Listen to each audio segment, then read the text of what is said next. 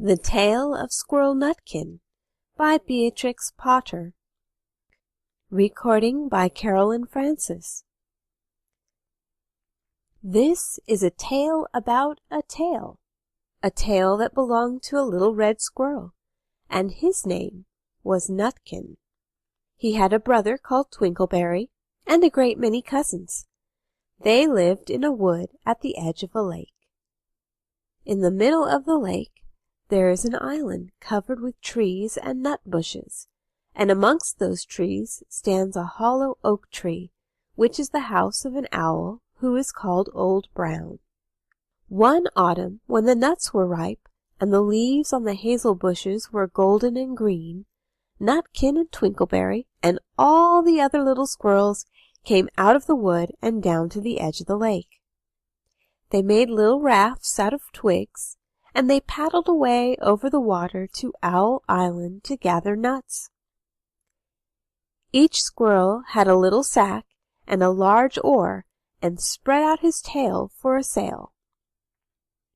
They also took with them an offering of 3 fat mice as a present for Old Brown, and they put them down upon his doorstep.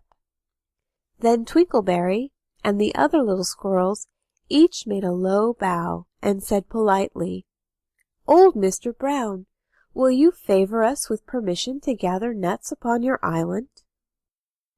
But Nutkin was excessively impertinent in his manners.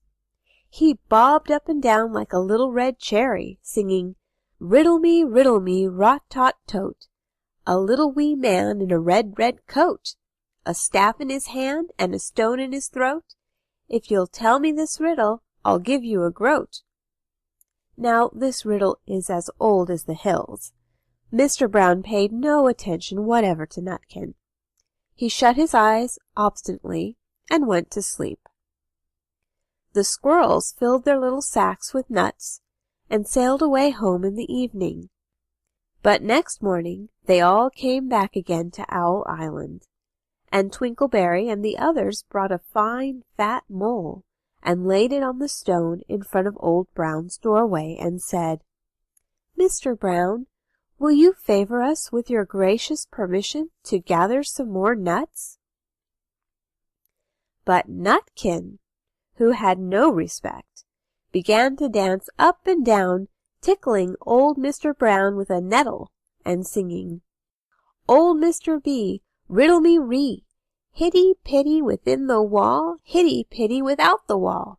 If you touch hitty-pitty, hitty-pitty will bite you." Mr. Brown woke up suddenly and carried the mole into his house. He shut the door in Nutkin's face. Presently, a little thread of blue smoke from a wood fire came up from the top of the tree, and Nutkin peeped through the keyhole and sang, "A house full, a hole full, you cannot gather a bowl full." The squirrels searched for nuts all over the island and filled their little sacks. But Nutkin gathered oak apples, yellow and scarlet, and sat upon a beech stump playing marbles and watching the door of old Mr. Brown. On the 3rd day, the squirrels got up very early and went fishing. They caught 7 fat minnows as a present for Old Brown. They paddled over the lake and landed under a crooked chestnut tree on Owl Island.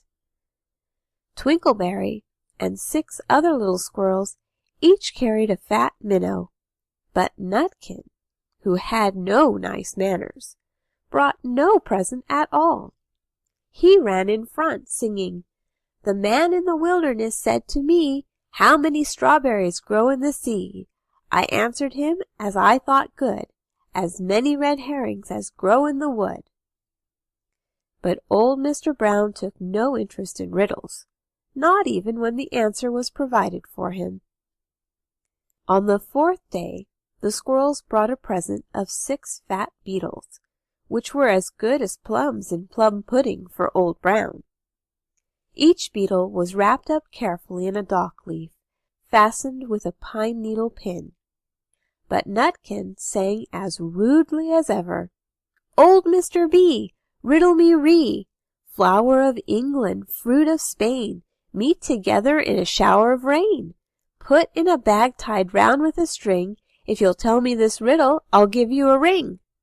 Which was ridiculous of Nutkin, because he had not got any ring to give to Old Brown. The other squirrels hunted up and down the nut bushes, but Nutkin gathered robin's pincushions off of a briar bush and stuck them full of pine needle pins. On the 5th day, the squirrels brought a present of wild honey. It was so sweet and sticky that they licked their fingers as they put it down upon the stone. They had stolen it out of a bumblebee's nest on the tippity top of the hill. But Nutkin skipped up and down, singing, "Hum-a-bum, buzz, buzz, hum-a-bum, buzz. As I went over Tipple-Tine, I met a flock of bonny swine, some yellow-nacked, some yellow-backed. They were the very bonniest swine that e'er went over Tipple-Tine." Old Mr. Brown turned up his eyes in disgust at the impertinence of Nutkin, but he ate up the honey. The squirrels filled their little sacks with nuts, but Nutkin sat upon a big flat rock and played ninepins with a crab-apple and green fir cones. On the 6th day, which was Saturday, the squirrels came again for the last time. They brought a new laid egg in a little rush basket as a last parting present for Old Brown. But Nutkin ran in front laughing and shouting, "Humpty Dumpty lies in the beck, with a white counterpane round his neck. 40 doctors and 40 wrights cannot put Humpty Dumpty to rights." Now, old Mr. Brown took an interest in eggs. He opened one eye and shut it again, but still he did not speak. Nutkin became more and more impertinent. "Old Mr. B! Old Mr. B! Hickamore, hackamore on the king's kitchen door. All the king's horses and all the king's men couldn't drive hickamore, hackamore off the king's kitchen door." Nutkin danced up and down like a sunbeam, but still Old Brown said nothing at all. Nutkin began again. "Arthur O'Bower has broken his band. He comes roaring up the land.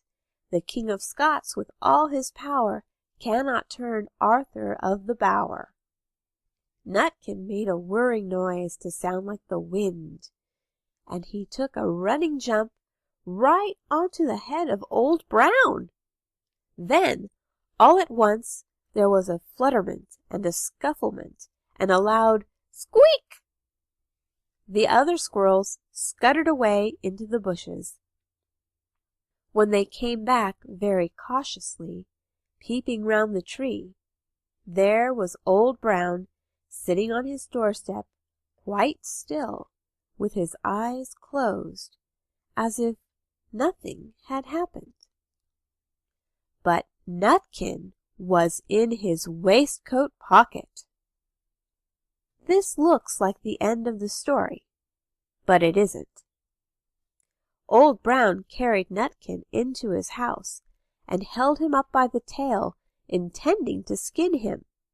But Nutkin pulled so very hard that his tail broke in two, and he dashed up the staircase and escaped out of the attic window.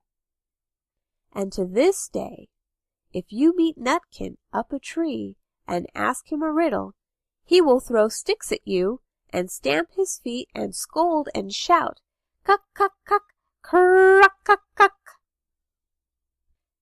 End of The Tale of Squirrel Nutkin. Recording by Carolyn Francis.